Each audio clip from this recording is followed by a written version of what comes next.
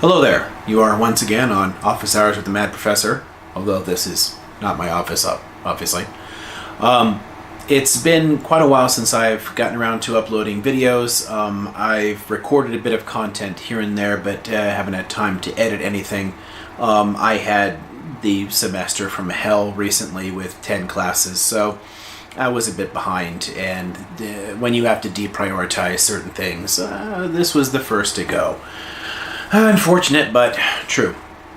I have a few things to start putting up, including one very recent little discussion / mini rant. But I'm first going to put together some brief ruminations or whatever that I'd recorded some weeks ago, actually, in the car park one morning before work at a campus in LA. On a somewhat rainy day. I had a few ideas, got out of the car, pulled out the camera, and then never did anything with the footage because, again, no time. So I just figured chronologically I'll do that one first, then I'll do something more recent, and then I might go back and again find I've got a few other things that I'd recorded here and there. Anyway, so this is just a little introduction. I'm going here to point you to that that footage recorded outside. So off we go. Hello again. This is Office Hours with the Mad Professor. I'm Liam.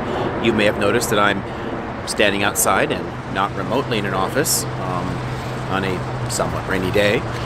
But I'll remind you that 10 classes on 3 campuses equals no free time. So screw it.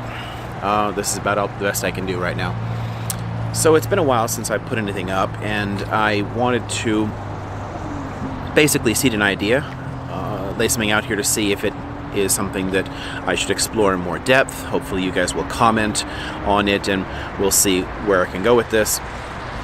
I want to raise a question about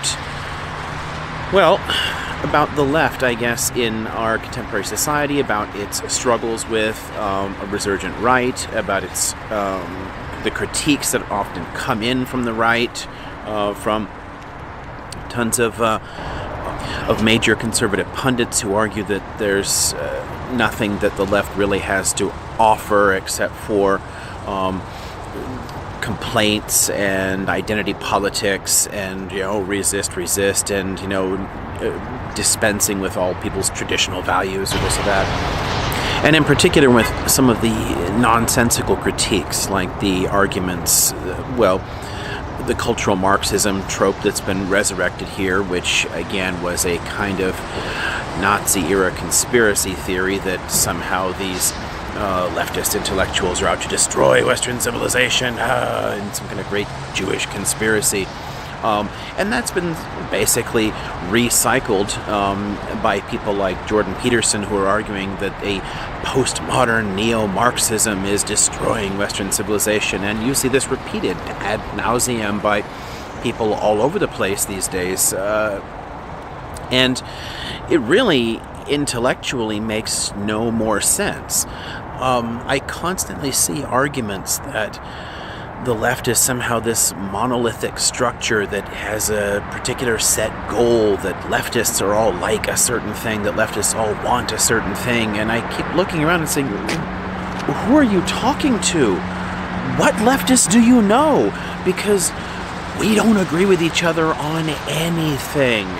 It's one of the reasons that the left has been politically impotent for most of modern history, and only really rise and falls in certain revolutionary moments that manage to accomplish something, and then there's an inevitable backlash, oftentimes because leftists can't get their shit together and argue with each other about everything. There's no agreement on things. Leftists are not all for political correctness because it's not really a leftist idea at all.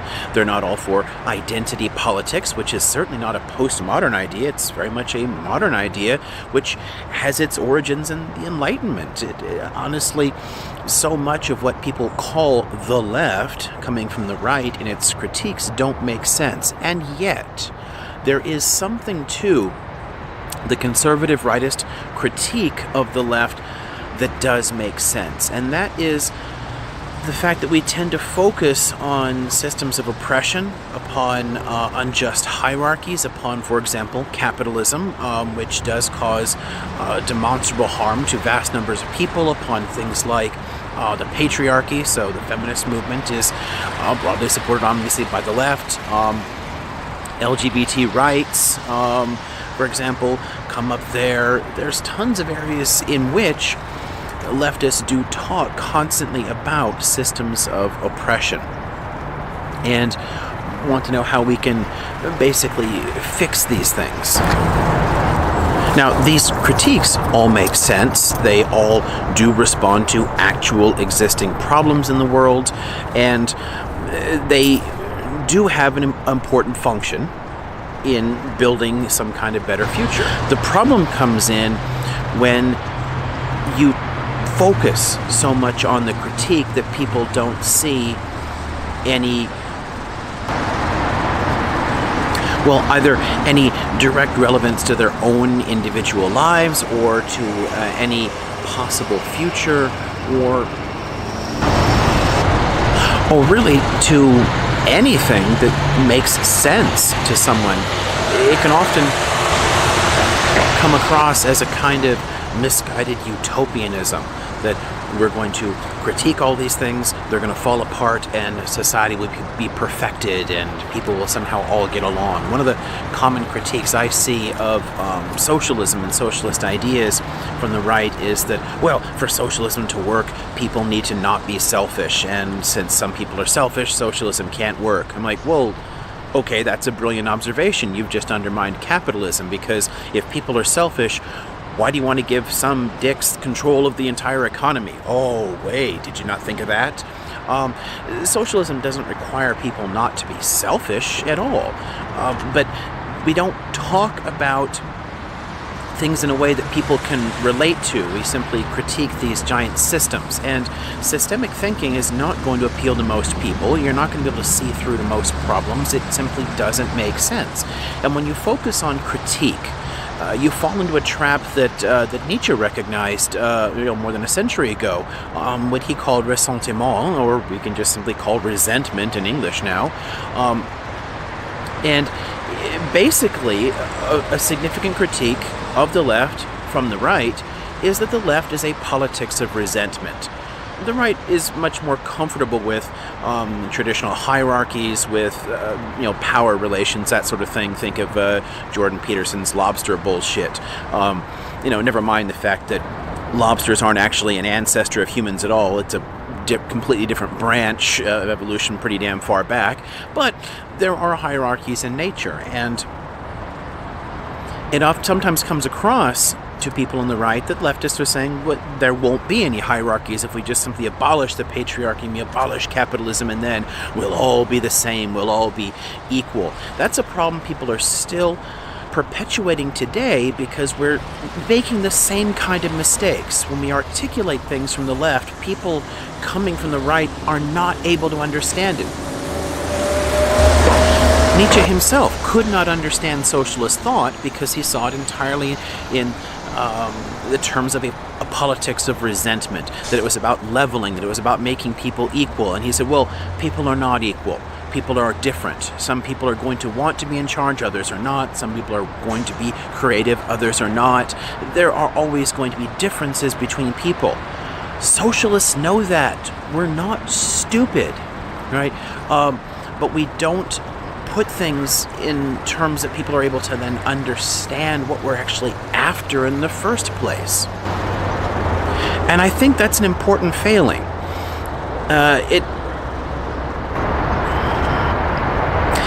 It comes to me as basically a problem of messaging, of not being able to articulate what we actually mean.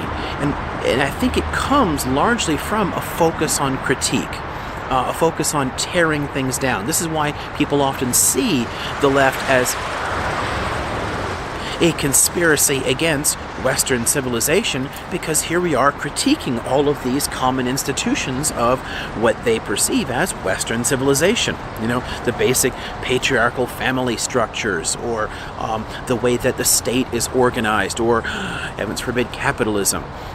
People see this then as a tearing down of what they know and not really offering anything in its place, other than vague references to some kind of more equitable future. And, well, the only thing that some people can really compare that to are oftentimes the failed authoritarian socialist experiments of the 20th century. They're like, oh my God, you want Stalinism? Is that what you're talking about? Is postmodernism about creating a new Stalinism or Mao or something, and we're going to kill millions of people? That makes no sense at all. And yet, oftentimes, it's the only way that the conservative brain can really process our emphasis on critique. They see the tearing down of something, the somewhat utopian view that people can be more equitable towards each other, and that leads somehow naturally to monolithic, gray cinder block buildings and neat little rows in Stalinist Russia for people, and we'll all be the same, and we'll all make the same money, and we'll all be miserable going to work together. And again, nothing to do with the reality of it. Now, what I've been pointing to here is a problem in messaging, and I'm going to propose what I think may be a kind of solution to it.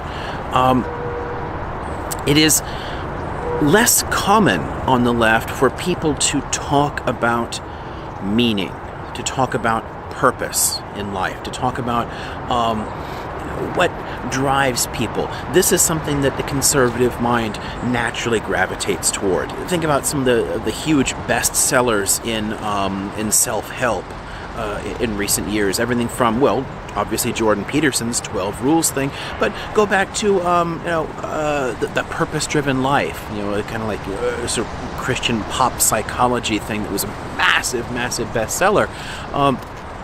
All these books do is repackage a handful of very obvious traditional ideas out of our Western philosophical tradition, and they give people a sense of like, well, I can make sense now of the world that I'm in.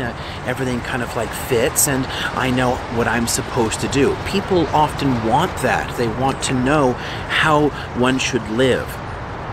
And leftists tend not to talk about that. We tend instead to talk about how you shouldn't live. And we critique things. You shouldn't do this. This is bad. We should change the way this works or that. But you're not actually addressing oftentimes people's deep-seated need for purpose in their own lives, for a deeper sense of self or connection to a whole. This is one of the reasons I think that a lot of socialist thinking is, broadly speaking, and I'm speaking in generalities obviously, going to be more appealing to people who are, well, less spiritually inclined. Atheists, for example, have an easy time adapting to socialism because they are already less inclined to think about these purposes, and they can focus much more on the structural critiques and fixing the social relations here.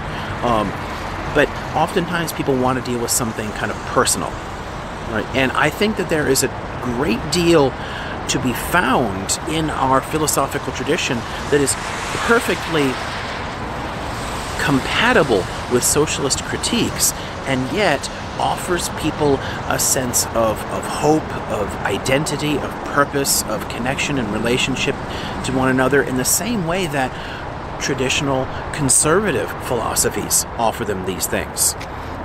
It's possible, I think, to write a kind of, self-helpy sort of thing that helps people to organize their own lives and be happy with themselves and, find peace in their lives, and yet still acknowledges the structural failings of our social structure today instead of simply accepting, well, it's just the way it is, suck it up, bucko.